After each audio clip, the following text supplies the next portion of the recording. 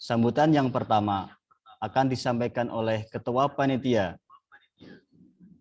yaitu Saudari Farida. Kepadanya dipersilahkan. Tujuan webinar kali ini yaitu membuka pemahaman ataupun membuka pengetahuan baru mengenai penganggaran khususnya di bidang pendidikan. Kami ucapkan beribu terima kasih kepada semua pihak yang sudah ikut serta mensukseskan acara pada siang hari ini sehingga terselenggaranya acara webinar kali ini. Kami juga mohon maaf apabila selama nanti webinar berlangsung terdapat kendala-kendala maupun sesuatu yang tidak sesuai. Sambutan yang kedua akan disampaikan oleh Ketua Senat Mahasiswa IAIN Pekalongan 2022, Saudara M. Farhan Naufal. Kepadanya dipersilahkan. Pada acara webinar kali ini kita kedatangan tamu ataupun pemateri yang tentunya dalam bidangnya seperti itu. Nah, Pak Didin dan Pak Chandra ini sepertinya seperti yang sudah kita rencanakan tentunya dalam proses pencarian ataupun proses mempersiapkan acara ini yang ditentukan jauh-jauh hari. Pak Chandra dan Pak Didin ini sudah dikomunikasikan sebelumnya sehingga alhamdulillah pada kesempatan kali ini semoga beliau-beliau bisa bergabung dan memberikan ilmu-ilmunya tentang bagaimana sih tentang pendidikan dan alur-alur strategi dalam penganggaran pendidikan. Sehingga kita dalam sebagai orang awam yang tentunya kawan-kawan semua ingin mengetahui bagaimana alur-alur untuk dana-dana pendidikan seperti apa, kita bisa belajar bareng seperti itu. Untuk sambutan yang ketiga akan disampaikan oleh Wakil Rektor Bidang Kemahasiswaan dan Kerjasama IAIN Pekalongan, Bapak Dr. Haji Muhlisin, MAG, sekaligus membuka acara pada hari ini. Kepada beliau dipersilahkan.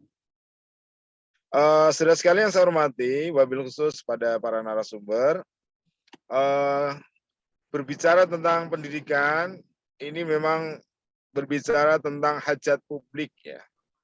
Ini sesuatu bidang yang menyentuh aspek kehidupan dan dibutuhkan oleh siapapun makhluk yang di muka bumi. Karena apa? Pendidikan adalah hak. Pendidikan adalah hak asasi manusia. Semua anggota masyarakat yang ada di muka bumi ini punya hak untuk mendapatkan pendidikan. Karena dia adalah sebagai sebuah hak, maka jauh-jauh hari Allah Subhanahu wa taala melalui Rasulullah telah mewajibkan kepada manusia untuk menuntut ilmu. Nah, sehingga pendidikan ini adalah hajat manusia mulai dari pra kelahiran sampai dengan pasca kematian.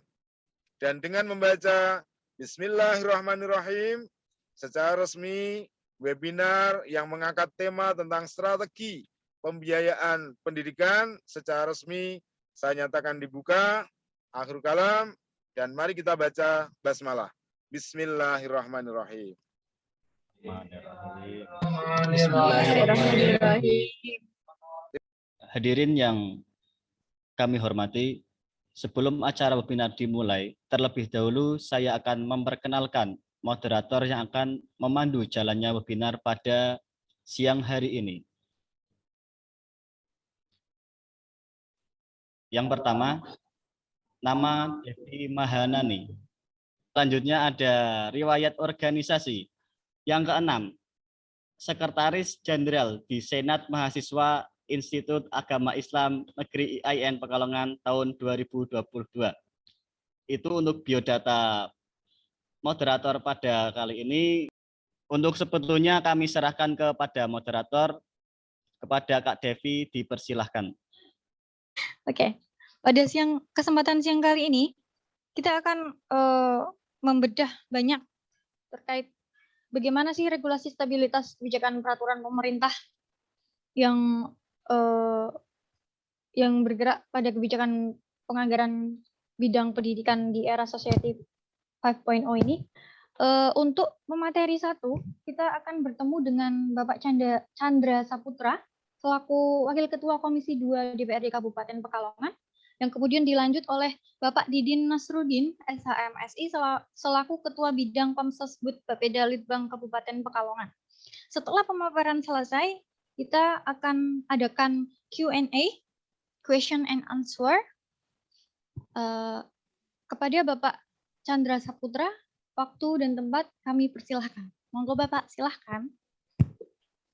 Bismillahirrahmanirrahim. Assalamualaikum warahmatullahi wabarakatuh. Waalaikumsalam warahmatullahi wabarakatuh.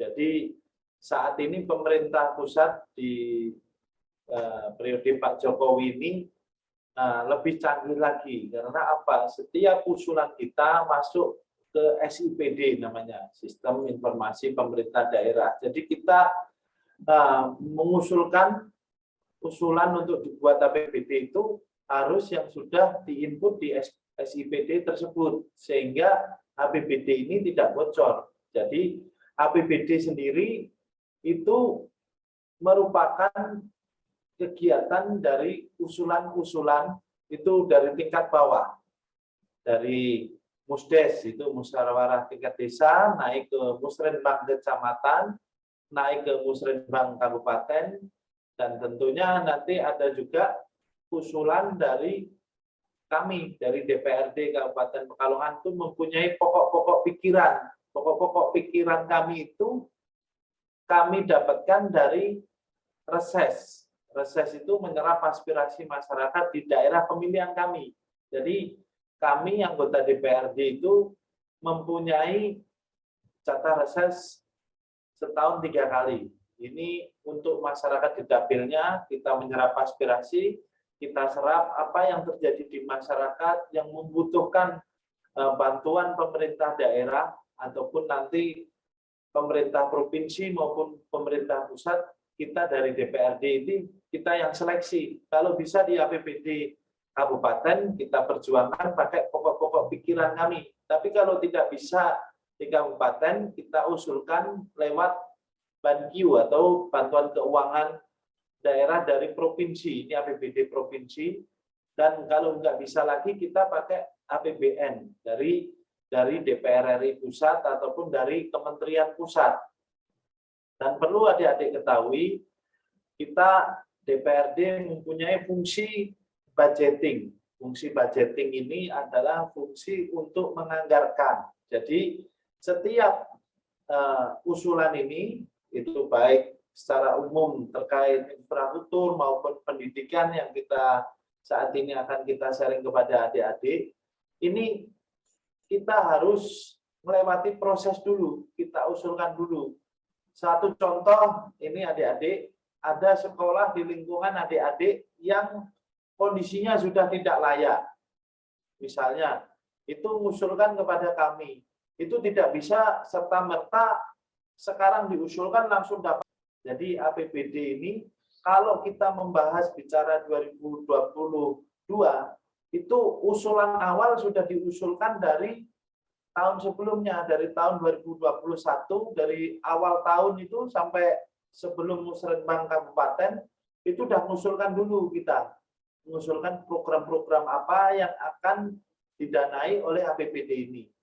Nah, APBD ini ada juga pendapatan asli daerah. Ini dari APBD bagian pendapatan. Ada juga dari dana alokasi umum. Ini dari pemerintah pusat dan juga dari DAK, dana alokasi khusus. Nah, APBD ini jadi selain pendapatan nanti juga ada untuk pengeluaran untuk pembangunan tersebut. Kita kembali ke terkait dunia pendidikan. Dunia pendidikan sendiri di Kabupaten Pekalongan sangat sentral. Kenapa saya sampaikan sangat sentral? Karena kita mempunyai 32% dari APBD kita tahun 2022 ini, 32%-nya untuk anggaran pendidikan. Anggaran pendidikan itu banyak sekali untuk honor guru. APBD tahun 2022 ini, nanti Mas Didin secara detailnya akan sampaikan juga. Ini tentu hal yang sangat kita apresiasi karena apa? Bukti nyata pemerintah Kabupaten Pekalongan konsen dan juga sangat serius menangani masalah pendidikan ini. Nah, untuk penganggaran sendiri itu pembahasan saat ini sedang berlangsung untuk pembahasan APBD perubahan. Nah, APBD ada dua, murni dan juga perubahan. Jadi kalau APBD yang perubahan itu dilaksanakan di bulan Oktober, November, Desember. Mungkin itu aja dari saya, dan apabila ada dari materi saya ini yang kurang jelas, adik-adik nanti bisa tanyakan secara langsung, saya akan jawab. Baik, terima kasih Bapak Chandra Saputra yang telah memaparkan materi pada siang hari ini. Kemudian teman-teman, kita langsung saja lanjut untuk pemaparan materi kedua oleh Bapak Didin Hasudin SHMSI selaku Ketua Bidang Infrastruktur Beda Utang Kabupaten Pekalongan. Monggo untuk Bapak Didin Nasrudin, waktu dan tempat kami persilahkan. Ya. Silahkan Bapak. Terima kasih Kak Devi. Ya, Assalamualaikum warahmatullahi wabarakatuh. Yang saya bisa dari sana ya. Terima kasih. Kami sampaikan tentang materi sesuai harapan dari BEM tentang realisasi APBD dalam dunia pendidikan. Nanti kita akan bicara tentang 4 hal besar yang akan kita bahas ke depan tentang prinsip, tahapan, besar anggaran, dan pemplotingan. Teman-teman, sebelum melangkah lebih lanjut ke tentang anggaran pendidikan, perlu kami sampaikan bahwa urusan pemerintahan ini dibagi dalam 3 besar urusan. Yang pertama adalah urusan absolut, ini menjadi urusan mutlak pemerintah pusat, dan yang kedua adalah urusan konkuren, urusan yang dikerjakan bersama antara pemerintah pusat, pemerintah provinsi, dan kabupaten kota. Dan ketiga adalah pemerintahan umum, di mana ini adalah urusan presiden sebagai kepala pemerintahan. Urusan pendidikan ada di mana? Urusan pendidikan ada di urusan konkuren. Kan? Ya, itu dari 32 urusan ini yang diampu secara bersama-sama antara pemerintah pusat, kabupaten, dan provinsi ini, pendidikan ada di sana.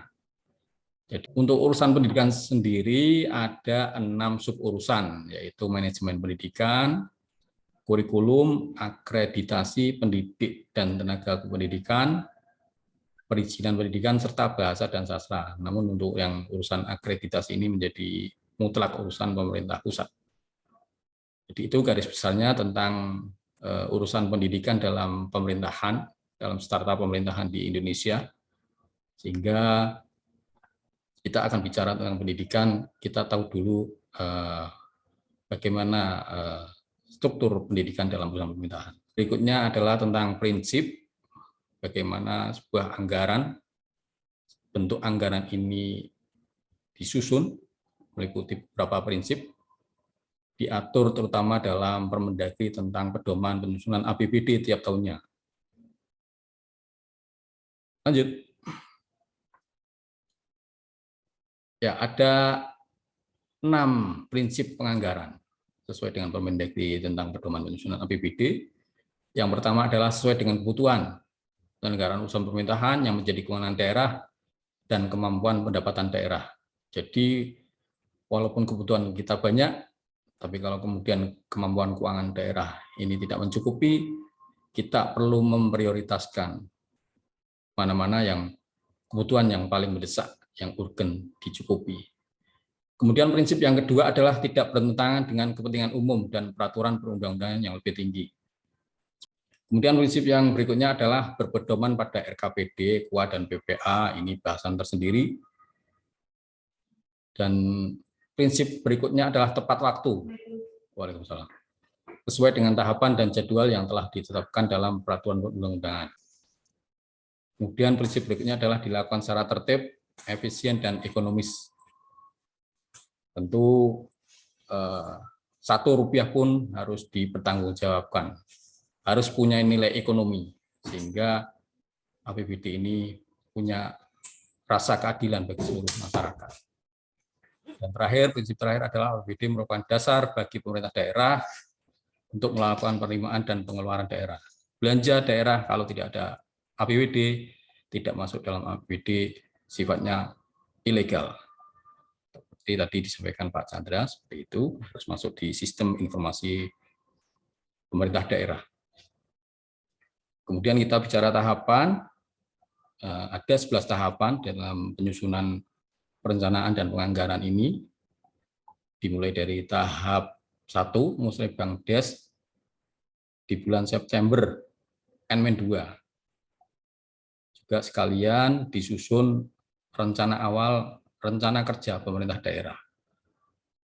Tahap berikutnya adalah konsultasi publik, Ranwal RKPD, dan Musrembang Kecamatan. Tahap berikutnya adalah forum OPD, di mana usulan-usulan dari desa, dari kecamatan ini diramu agar sinkron, agar tidak bertentangan satu sama lain. Misalnya ada usulan terkait dengan RTLH, rumah tidak layak huni, seperti tadi disampaikan Pak Chandra, masuknya kok dinsos, mungkin karena bantuan kepada orang tidak mampu ya. Tapi di APBD RTLH ini masuk di Dinas Perkim. Yang berikutnya adalah tahap keempat, penetapan RKPD bulan Juni. Ini mungkin sudah masuk di tahapan akhir penetapan RKPD. Dan tahap 5 sampai 11 ini adalah tahapan penganggaran. Kalau tahap 1 sampai 4 adalah tahapan perencanaan. Tahap penganggaran ini dimulai dari penyusunan KUA, pembahasan dan kesepakatan KUA, terus penyusunan RKA OPD, pembahasan dan persetujuan rancangan APBD, dan seterusnya sampai dengan tahap 11, pelaksanaan APBD Januari tahun berikutnya. Bahasan berikutnya adalah terkait dengan besar anggaran. Tadi kita di depan sudah lihat bersama bahwa ada 32 urusan yang harus dijalankan oleh pemerintahan, baik pusat, provinsi maupun kabupaten. Pendidikan ada di mana? Nah, pendidikan ini menempati porsi terbesar di APBD kita, di mana dari tahun 2019 sampai 2022 ini sifatnya fluktuatif, menurun kemudian meningkat. Sebagai contoh, tahun 2022 APBD kita untuk urusan pendidikan adalah sebesar 33,14%. Ini angka dari mana? Dari fungsi pendidikan dibandingkan dengan APBD kita. APBD kita tahun 2022 ini adalah sebesar 2.219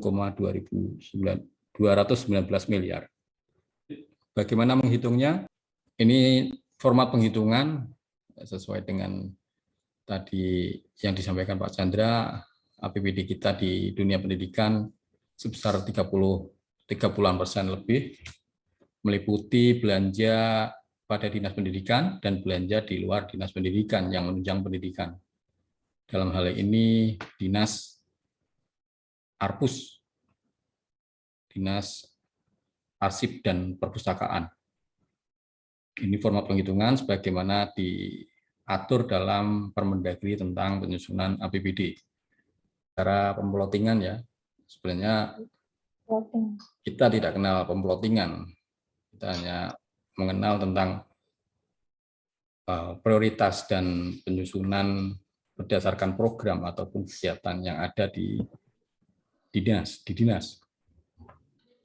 Ini untuk rencana anggaran 2023 dalam Restra Dinas.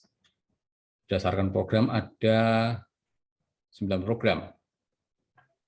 Yang terbesar adalah pengelolaan pendidikan sekolah dasar. Ini termasuk Sarpras ya di dalamnya ya. Sarpras, terus BOS, dan seterusnya.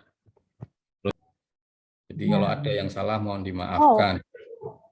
Kalau ada yang salah mohon diungkapkan sama temannya ya. Sekian dan terima kasih. Mohon maaf atas kekurangan dan conar-conornya. Terima kasih, kami kembalikan kepada Kak Devi. Assalamualaikum warahmatullahi wabarakatuh. Waalaikumsalam warahmatullahi wabarakatuh. Terima kasih kepada Bapak Didin Nasruddin dan Bapak Chandra Saputra. Baiklah, sampai kita pada sesi tanya jawab, teman-teman. Silahkan untuk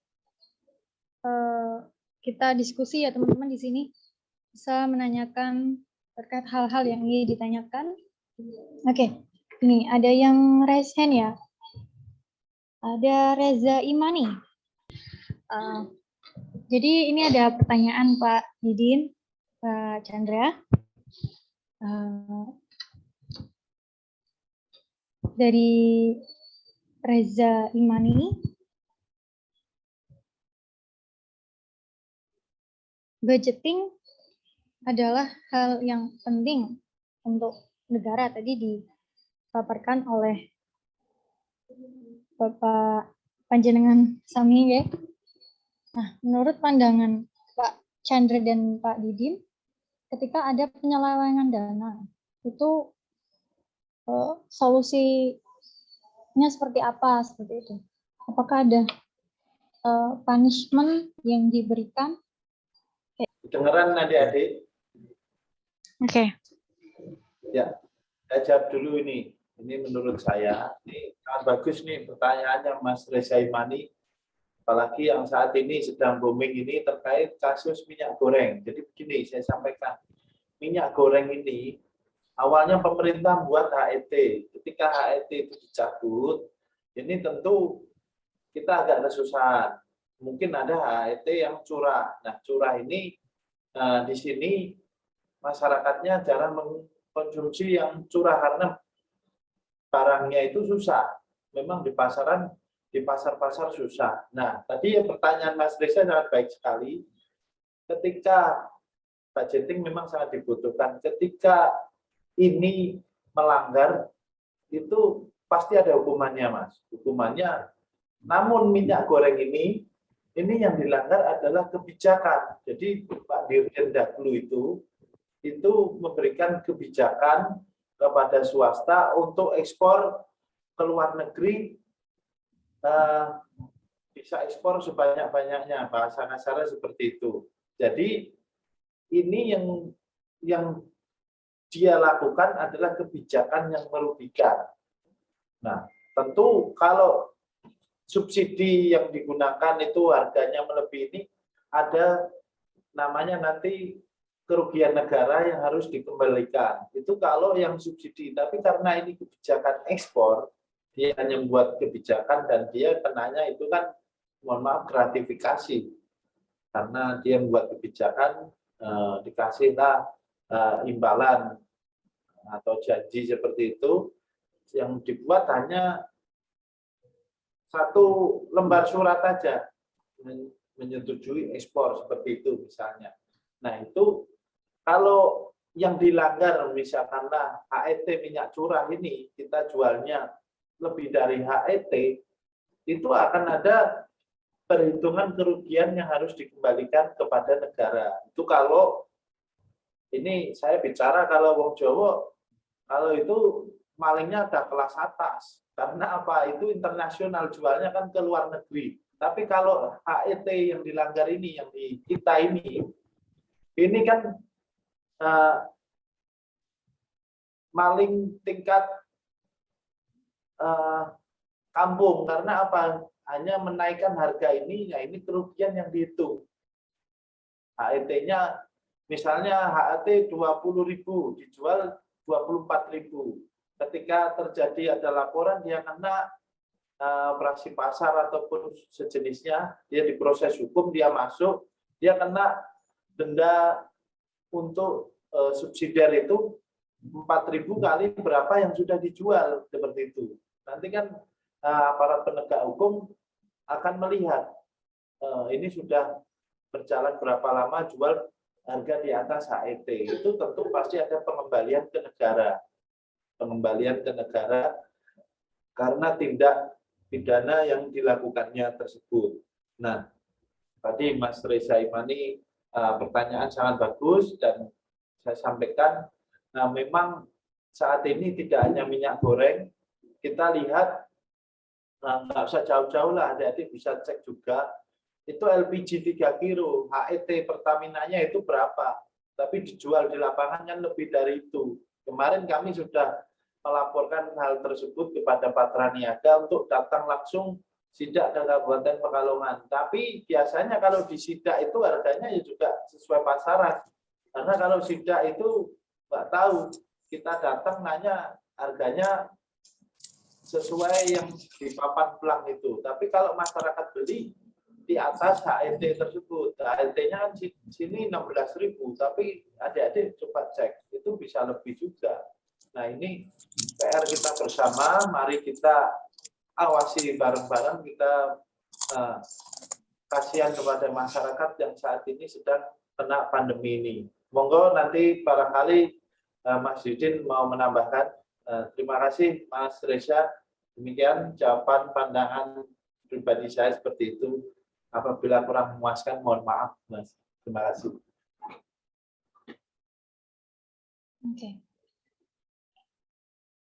Terima kasih Pak Chandra. Silakan Bapak Dudin untuk menambahkan. Ya. Terima kasih Kak Devi menanggapi apa yang ditanyakan atau yang diinformasikan Mas Reza ya. Seperti tadi kami sampaikan di awal, urusan pemerintahan ini berbagi, ada urusan konkuren itu, termasuk adalah urusan di perdagangan. Nah, untuk urusan ekspor ini adalah ranah urusan pemerintah pusat. Sehingga kami menanggapi ini mungkin sebagai pribadi ya Pak Chandra ya, bahwa permasalahan ini muncul ketika izin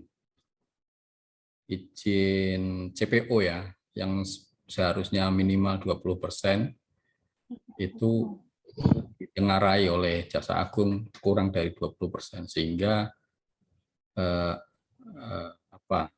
terjadi kelangkaan minyak di tingkat di Indonesia, yang mana harganya menjadi lebih tinggi. Saya kira ini sudah ditangani oleh pihak yang berwenang, oleh Kejagung saat ini. Tentunya pemerintah konsisten dengan apa yang disampaikan baik tingkat Kementerian Perdagangan maupun Jaksa Agung, di mana akan memberikan informasi seluas-luasnya kepada masyarakat tentang apa yang sedang terjadi. Kita tunggu saja. Kalau kemudian itu terjadi penyalahgunaan yang mengakibatkan kerugian negara, pastinya uang akan kembali ke kas negara. Dan tidak itu saja, pelakunya mungkin bisa dihukum dengan pidana atau mungkin yang lebih berat ya, denda dan sebagainya. Mungkin itu tambahan dari kami, Pak Devi.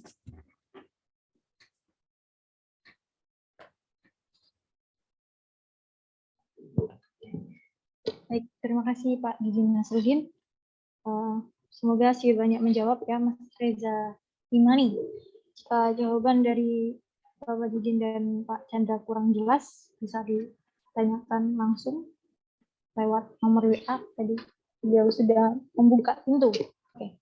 Mungkin dari teman-teman yang lain ada pertanyaan yang ingin diajukan? Jika tidak, maka kita akan mengakhiri diskusi pada siang hari menjelang sore hari ini. Karena tidak ada pertanyaan lagi dari audiens, maka saya cukupkan pertemuan webinar pada siang hari ini. Semoga langkah kita sampai detik ini terhitung sebagai amal ibadah, menyempurna ibadah puasa kita pada bulan suci Ramadan kali ini. Adapun saya ingin menanggapi dari isi pemaparan dari para narasumber. Jadi kemarin saya sempat membaca rilis berita dari CNBC bahwa adanya drone raksasa.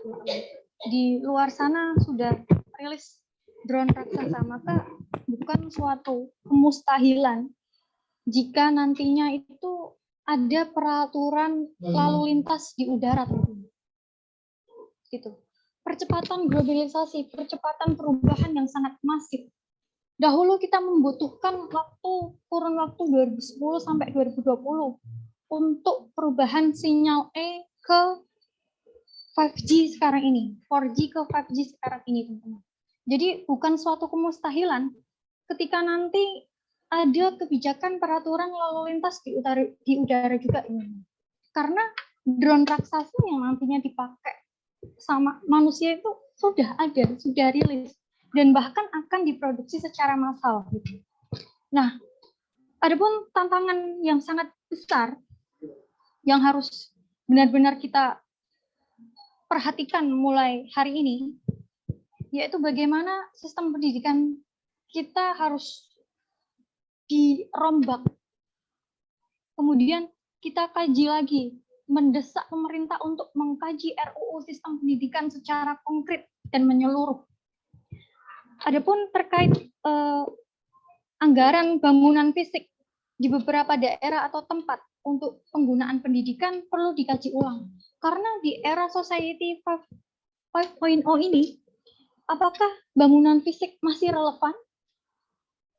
Apa tidak sebaiknya anggaran dananya dialokasikan untuk proses stabilisasi sarana dan prasarana pendidikan? Sebenarnya apa yang kita butuhkan dewasa ini untuk sistem pendidikan kita? Apakah sarana dan prasarana berupa smartphone, and then gadget, laptop, perangkat lunak lainnya yang bisa diakses seluruh masyarakat Indonesia secara gratis, bahkan diberi oleh pemerintah secara cuma-cuma, itu menjadi PR kita bersama dan menjadi pertanyaan kita bersama, teman-teman. Jadi kita jangan hanya fokus pada kuliah saja, teman-teman. Karena hal yang sebenarnya jadi permasalahan itu benar-benar sangat banyak dan kompleks, teman-teman. Jadi kita tidak hanya dituntut untuk belajar, kita juga dituntut untuk menjadi agent of kontrol dari kebijakan-kebijakan yang ada dewasa ini, teman-teman. Oke. Sekian webinar pada siang hari ini. Terima kasih kepada Bapak Didin Nasruddin selaku Ketua Bidang Pemsosbud Bapeda Litbang Kabupaten Pekalongan. Selamat sore Bapak. Terima kasih juga kepada Bapak Chandra Saputra selaku Wakil Ketua Komisi 2 DPRD Kabupaten Pekalongan. Selamat sore Bapak. Terima kasih untuk waktu dan kesediaannya Bapak ya. Saya tutup. Terima kasih kepada Bapak Chandra Saputra dan Bapak Didin Nasruddin yang telah meluangkan waktu, tenaga, dan pikirannya. Terima kasih juga untuk teman-teman semua yang sudah meluangkan waktunya, meluangkan waktu, pikiran, dan lain sebagainya. Terima kasih. Semoga pada siang hari ini tindakan kita terhitung sebagai ibadah di mata Allah Subhanahu wa taala. Billahi fi sabilil haq fastabiqul khairat. Assalamualaikum warahmatullahi wabarakatuh.